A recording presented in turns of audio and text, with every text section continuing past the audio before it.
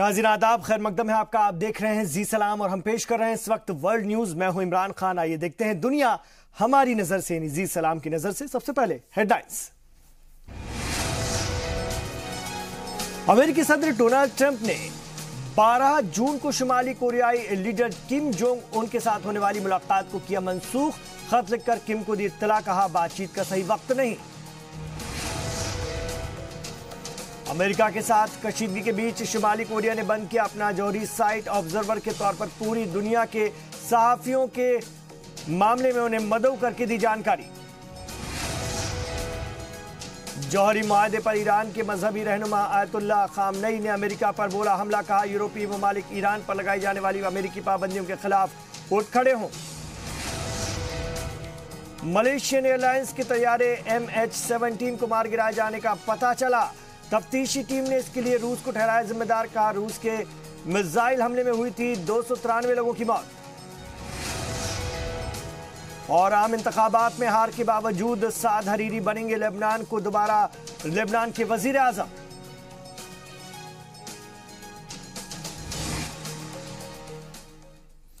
आप देख रहे हैं world news.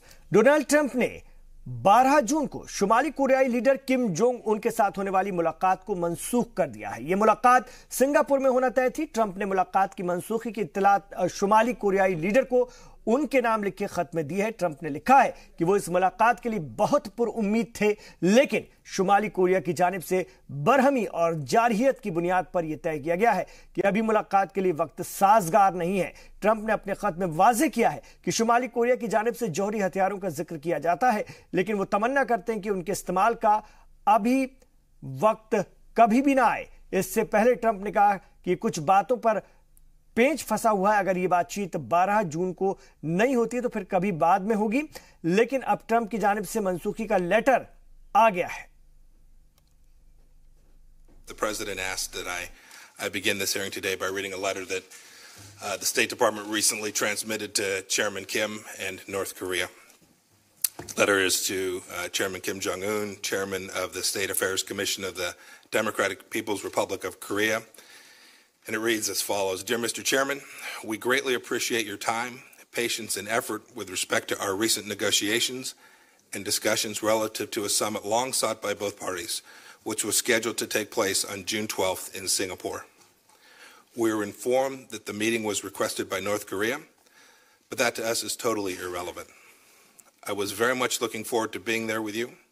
Sadly, based on the tremendous anger and open hostility displayed in your most recent statement, I feel it is appropriate at this time to have this long-planned meeting, or inappropriate, excuse me. I feel it is inappropriate at this time to have this long-planned meeting. Therefore, please let this letter serve to represent that the Singapore summit, for the good of both parties, but to the detriment of the world, will not take place. और इस वक्त साबिक diplomat Lakhanlal Mehrotra phone line पर हमारे साथ इसी खबर पर जुड़ गए हैं। उनसे मजीद बातचीत करेंगे। सर खैर मकदम है आपका। लखनलाल जी, जुबानी जंग के बीच आखिरकार ट्रंप की मुलाकात रद्द हो गई। इसको कोरियाई जजीरे और पूरी दुनिया के अमन के लिए कितना बड़ा झटका माना जाए? मेरे ख्याल से तो ये एक अच्छी खबर आने वाली थी और उसमें खामी पड़ गई है जी। और दुनिया की आंखें लगी हुई थी ट्रंप और किम के ऊपर, लेकिन चीन की कुछ पीछे से हरकतें ऐसी हुई हैं कि जिसकी वजह से ये दोनों नेता आगे बढ़ नहीं पाए जी। किम से जब बातचीत हुई चीन के राष्ट्रपति की अभी थोड़े दिन पहले, 2-3 दिन पहले, तो उसके बाद में किम का जो रुख है वो झुकाव उनका समिट से जी। लेकिन बड़ा सवाल यहां पर यह है कि बीच में तो वैसे भी चीन था और अच्छी सालसी कर रहा था। यह माना जा रहा था कि चीन एक बड़ा किरदार निभा रहा है, सब कुछ ठीक चल रहा था। आखिर हुआ क्या कि ट्रंप ने बातचीत रद्द कर दी? नहीं, देखिए, हुआ तो बहुत कुछ है। जब इस तरफ ये किम और ट्रंप की बातचीत की बात चल रही थी और समिट की बात चल रही थी, तो चीन ने अपना बॉम्बर वुडी आइलैंड में जाकर के लैंड कर दिया और वो न्यूक्लियर कैपेबल बॉम्बर है और इसने अलर्ट कर दिया है अमेरिका को। तो अमेरिका को ये लग रहा है कि बजाय इनके नॉर्थ कोरिया की समस्या को हल करने की बजाय ये चीन की समस्या आगे आके खड़ी हो गई है और चीन उसका नाजायज फायदा उठाना चाह रहा है। तो अब वो इस तरफ कदम आगे रखने की बजाय पहले चीन से अपनी इक्वेशन को सही करेंगे। और उन्होंने रास्ता खुला रखा, ये कहा है कि ये किम से बातचीत का रास्ता ऐसा बिल्कुल बंद नहीं हुआ है। लेकिन यहाँ पर यह भी क्या समझने की जरूरत है कि अमेरिका शुमाली कोरिया पर प्रेशर टैक्टिक्स अपना रहा है। क्या ट्रंप अपनी शर्तों पर किम से बात करना चाहते हैं? नहीं, अपनी शर्तों पर तो वो जरूरी बात करना चाहते हैं, लेकिन उसका जो बातचीत के दौरान में ही अभी फायदा तो उन्होंने उठा लिया, क्योंकि उनके जो अमेरिकन जो प्रिजनर्स उनके यहाँ बंदी बन के पड़े हुए थे वो तो बाहर आ गए जी। तो एक फायदा तो अमेरिका को हो चुका है। और दूसरे कल की खबर एक ये थी कि उन्होंने नॉर्थ कोरिया ने साउथ कोरिया के प्रेशर से अपनी एक मिसाइल साइट जो है वो तो उसको थोड़ा डैमेज कर दिया है और उसको नाकामयाब कर दिया है जी। तो ये कुछ तो तरक्की होती थी, लेकिन किम का ये कहना है कि ट्रंप को अपना रुख बदलना पड़ेगा, अपनी कंडीशंस को बदलना पड़ेगा, तभी ये मीटिंग हो सकती है। और ट्रंप बिल्कुल इस मूड में नहीं है कि अपनी कंडीशंस बदलें ऐसे हालात में जब चीन इस मुद्दे से फायदा उठा रहा है जी। तो मैं समझता हूं कि अब सबसे बड़ा मुद्दा ट्रंप और चीन के बीच की जो के रिश्ते हैं वो हो गया है। और ये किम और ट्रंप के रिश्ते आगे बढ़ेंगे तो बढ़ेंगे, नहीं बढ़ेंगे तो नहीं बढ़ेंगे जी। उन्होंने ये कहा है कि समिट अभी भी हो सकती है, लेकिन 12 को नहीं होगी, 12 दिन जी। लेकिन इससे यहाँ पर एक सवाल और जन्म लेता है, पैदा होता है कि क्या इस बातचीत के रद्द होने से कोरियाई जजीरे में जंग का खतरा तो फिर से नहीं बढ़ जाएगा?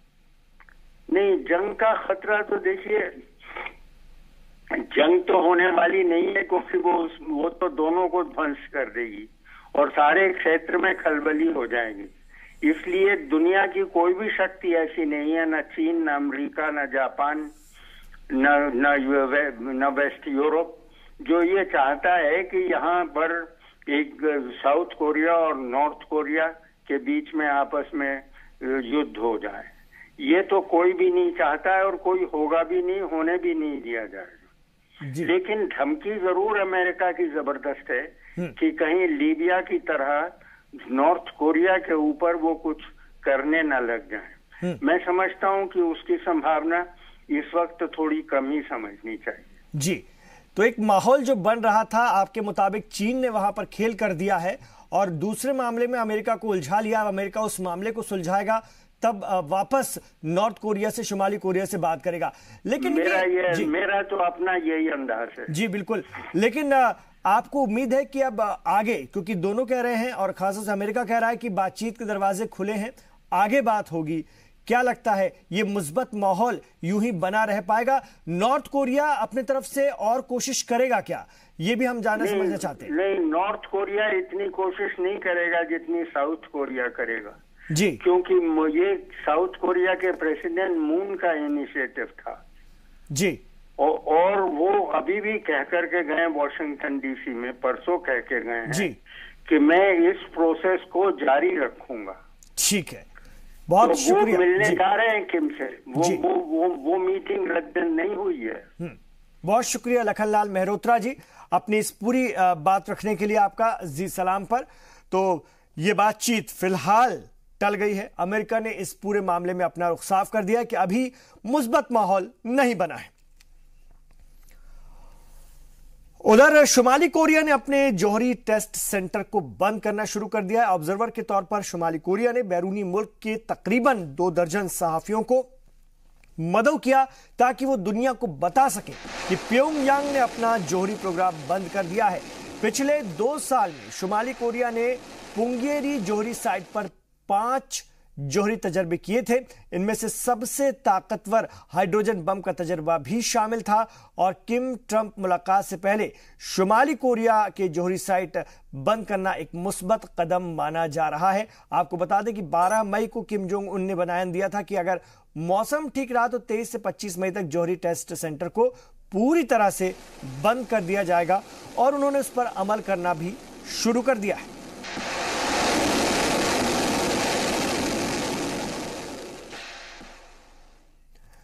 यहां रुक रहे हैं एक और छोटे से वक्फे के लिए, लौटेंगे दुनिया की और भी खबरों के साथ। आप देखते रहिए वर्ल्ड न्यूज।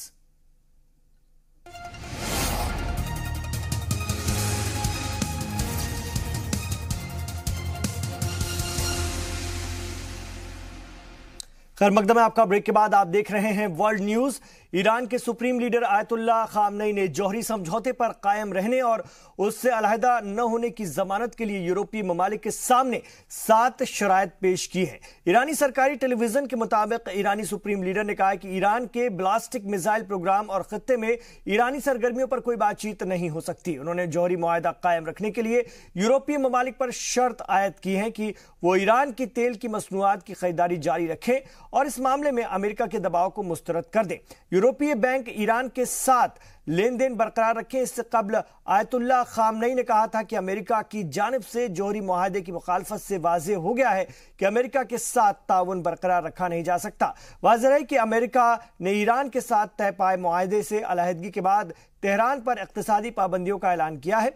अमेरिकी हुकूमत ने ईरान को इक्तिसादी पाबंदियों से बचने के लिए 12 शराइत आयद की हैं, जिसे ईरान ने मुस्तरद कर दिया है।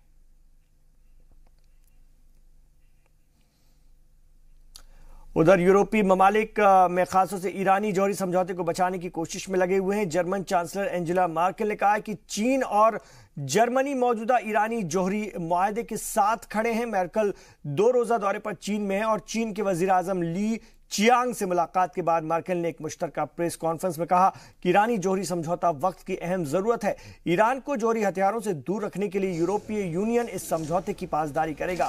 वाज़ेह है कि अमेरिका 2015 में ईरान के साथ हुए जौहरी मुआहदे से अलग हो गया है, जिसके बाद यूरोपीय कंपनियों पर अमेरिका का दबाव बढ़ गया है। जर्मन चांसलर एंजेला मर्केल ने अपने चीन दौरे के दौरान दोनों मुल्कों के दरमियान तिजारत के फरोग और चीन के में खासतौर से इंसानी हुकूक की सूरत हाल पर भी बातचीत की। और इस वक्त हमारे साथ मिडिल ईस्ट मामलों के एक्सपर्ट शौकत भारती साहब फोन लाइन पर हैं। उनसे इस खबर पर मजीद बात करेंगे। खैर मकदम है आपका शौकत साहब। सर, जानना चाहेंगे आपसे, अमेरिका ने जौहरी समझौता तोड़ने के बाद अब ईरान पर पाबंदियों का जो दौर शुरू किया है, कितना असर पड़ेगा ईरान पर? क्या ईरान अमेरिका की नई शर्तों पर झुक जाएगा? बिल्कुल नहीं।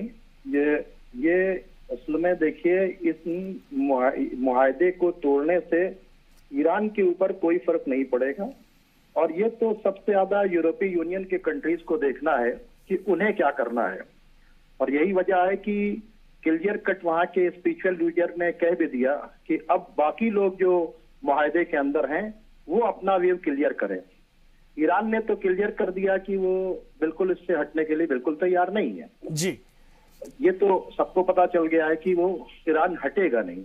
और जब ईरान की जो स्पिरिचुअल लीडर, जो पर्सनालिटी है, जो स्पिरिचुअल पर्सनालिटी यानी खामनेई साहब, अगर कोई बात वो कह देते हैं तो वो आज तक का रिकॉर्ड है कि फिर वो उनकी बात फाइनल होती है जी। तो आयतुल्लाह खामनेई ने कहा है कि यूरोपीय ममालिक इस जौहरी समझौते को बचाने की बात तो कर रहे हैं, लेकिन इक्तिसादी तौर पर वो कुछ नहीं कर पा रहे हैं। अमेरिका के खिलाफ उठ खड़े होने का ये वक्त है, ये बात उन्होंने कही है जी। जी, तो इसलिए उन्होंने कही है कि भाई वो अपनी पॉलिसी क्लियर करें। अब ईरान अमेरिका से नहीं पूछ रहा है, अब वो जो रेस्ट ऑफ द बैलेंस लोग हैं, उसमें स्पेशली यूरोपीय यूनियन जो है, उन यूरोप के तमाम कंट्रीज से पूछ रहा है कि तुम अपनी पिक्चर क्लियर करो कि तुम अमेरिका के साथ खड़े रहोगे या अमेरिका के खिलाफ जैसे हम स्टैंड कर रहे हैं, जैसे रशिया ने स्टैंड किया है, जैसे चाइना ने स्टैंड किया है, वैसे आप भी स्टैंड करेंगे।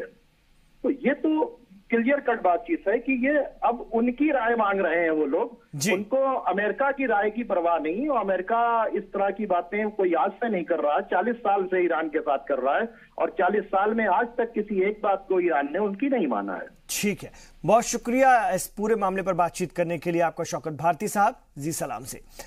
आम इंतखाबात में शिकस्त के बावजूद साद हरीरी लेबनान के वजीर आजम बनेंगे। लेबनानी पार्लियामेंट के निस्फ से ज्यादा अरकान ने सुन्नी सियासतदान साद हरीरी को वजीर आजम के ओहदे के लिए नामजद किया है।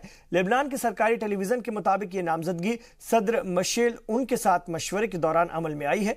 इस पेशरफ्त के बाद साद हरीरी के लिए मुसलसल तीसरी बार वजीर आजम बनने की राह हमवार हो गई है। लेबनानी आइन के मुताबिक मुल्की पार्लियामेंट का स्पीकर शिया अकीदा, वजीर आजम सुन्नी अकीदा और सदर मसीह मजहब से ताल्लुक रखने वाले लेबनानी शहरी ही हो सकते हैं।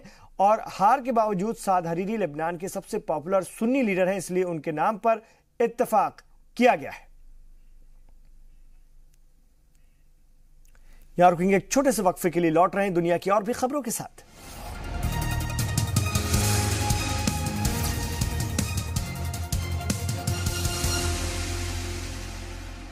आप देख रहे हैं वर्ल्ड न्यूज। नीदरलैंड के पीएम मार्क रट 2 रोजा हिंदुस्तान के दौरे पर हैं। नई दिल्ली में उन्होंने वजीर आजम नरेंद्र मोदी से मुलाकात की और दोनों ने हैदराबाद हाउस में सीईओ कॉन्फ्रेंस में हिस्सा भी लिया।